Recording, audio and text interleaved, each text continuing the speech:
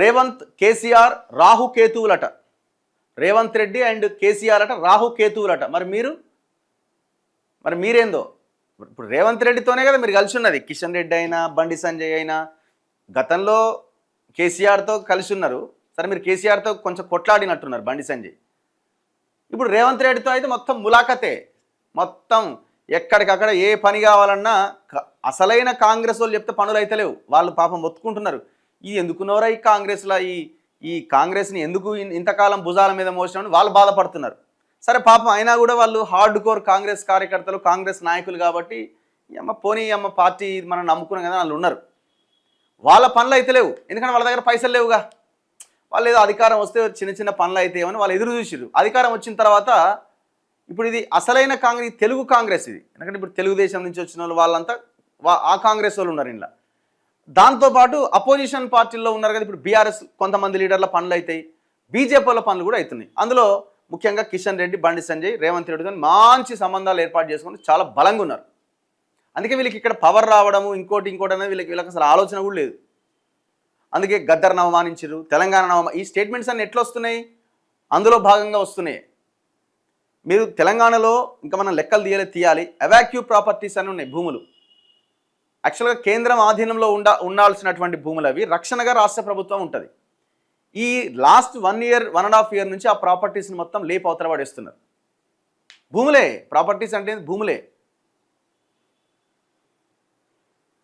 వారిద్దరూ తెలంగాణ రాష్ట్రానికి పట్టిన శని అట. మేము అనుకుంటున్నాం 3 పార్టీలు తెలంగాణకు పట్టిన శని అనుకుంటున్నాం, కాంగ్రెస్, బీజేపీ అండ్ బీఆర్ఎస్. శని కాదు అసలు. మీరు ఎంత దరిద్రులు అంటే అసలు మీకు చెప్పడానికే లేదు. ఇక అంత శనిలాగా దాపురించారు ఈ ప్రజలకి. కేసీఆర్ అవినీతిని కప్పిపుచ్చేందుకు రేవంత్ రెడ్డి విశ్వ ప్రయత్నం చేస్తుండట. 9,000 కోట్ల అవినీతి పైన విచారణకే లేఖ రాసిండు. దమ్ముంటే 1,00,000 కోట్ల పైన కోరాలన్నట. 9,000 కోట్ల ఎట్లా అంటున్నాడు? ఓన్లీ మేడిగడ్డ, అన్నారం, సుందిళ్ళ బ్యారేజీల మీదనే విచారణకు ఆదేశించిండు. మీటింగ్లో మాత్రం 1,00,000 కోట్లు అని చెప్తున్నాడు. మరి 1,00,000 కోట్ల అవినీతి మీద ఎందుకు విచారణకు ఆదేశించలే, కోరలే? సిబిఐకి లెటర్ రాయాలి కదా అని బండి సంజయ్ అంటుండు. నాయన నిన్ను మీ బీజేపీ వాళ్ళు ఇబ్బంది పెడతారు చూసుకో. ఎందుకంటే నువ్వు లేకపోతే నువ్వు ఒక ప్రైవేట్ పిటిషన్ అయ్యి, లేకపోతే ముఖ్యమంత్రికి లెటర్ రాయి. నువ్వెందుకు కాళేశ్వరం ప్రాజెక్టు మొత్తం ప్రాజెక్టు మీద ఎంక్వైరీ కోరతలే, ఓన్లీ 3 బ్యారేజీల మీదనే అని. ఇప్పుడు రేవంత్ రెడ్డి ఒకవేళ మొత్తం ప్రాజెక్టు మీద ఎంక్వైరీ కోరితే మీరు ఎంక్వైరీ చేస్తారా? 500 కోట్లు ఇచ్చిండు మెగా కృష్ణారెడ్డి బీజేపీకి ఎలక్టోరల్ బాండ్స్ రూపంలో. 100 కోట్లు కాంగ్రెస్కి ఇచ్చిండు, బీఆర్ఎస్తోనే ఎదిగిండు. మరి మెగా కృష్ణారెడ్డిని మీరు లోపలేసే జరుగుతుందా? ఇవన్నీ ఓన్లీ మాటలకే. ఇవన్నీ 500 కోట్ల పైన ఇచ్చిన మెగా కృష్ణారెడ్డి ఓన్లీ బీజేపీకి ఎలక్టోరల్ బాండ్స్ రూపంలో 500 crores.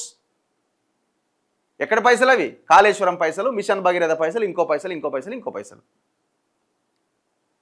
బీఆర్ఎస్తో మాకు పొత్తు ఉండబోదు. కేంద్ర మంత్రి బండి సంజయ్. మావోయిస్టు ఉద్యమానికి పట్టిన గతే బీఆర్ఎస్కు పడుతుంది. రఘునందన్. బీఆర్ఎస్ చావును కేసీఆర్ చూడాలి. అరవింద్. కేసీఆర్ రేవంత్ మాటల్లో భయం కనిపిస్తోంది. రామచంద్రరావు. కేసీఆర్ రేవంత్ మాటల్లో భయం కనిపిస్తుందట. వాము, మీరు ఎంత ధైర్యంగా ఉన్నారో. మీ ధైర్యానికి హ్యాట్స్ ఆఫ్. బీఆర్ఎస్ చావును కేసీఆర్ చూడాలన్నట. కేసీఆర్ అంటుండగా నన్ను చంపాలనుకుంటున్నారంటే మీరు చావడం కాదు, బీఆర్ఎస్ చచ్చిపోతుంటే నువ్వు చూడాలని చెప్తున్నాడు. అందుకు బతకాలంటుండు అరవింద్. మావోయిస్టు ఉద్యమానికి పట్టిన గతే బీఆర్ఎస్కు పడుతుందట. ఇక మీరు మారరు. ఇక మీరు మారరు. మీరు ఈ తెలంగాణలో మీరు అధికారంలోకి వచ్చే అవకాశమే లేదు.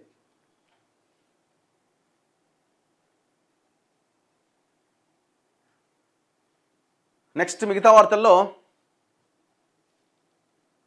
ఇప్పుడు మీరు వేరే పార్టీలతో కంపేర్ చేస్తే బీజేపీలో మంచి పబ్లిక్ ఫిగర్స్ ఉన్నారు. పబ్లిక్ ఫిగర్స్ అంటే బాగా అగ్రెసివ్గా మాట్లాడి అద్భుతంగా విషయాన్ని చెప్పేటువంటి లీడర్లు ఉన్నారు. అయినా కూడా ఎందుకు ఆ పార్టీగా పరిస్తున్నది ఆలోచించండి. ఏం లేదు, వీళ్ళంతా అధికారంలో ఉన్న కాంగ్రెస్ పార్టీతో కొంతమంది లీడర్లు అంటగాగి ఉన్నారు.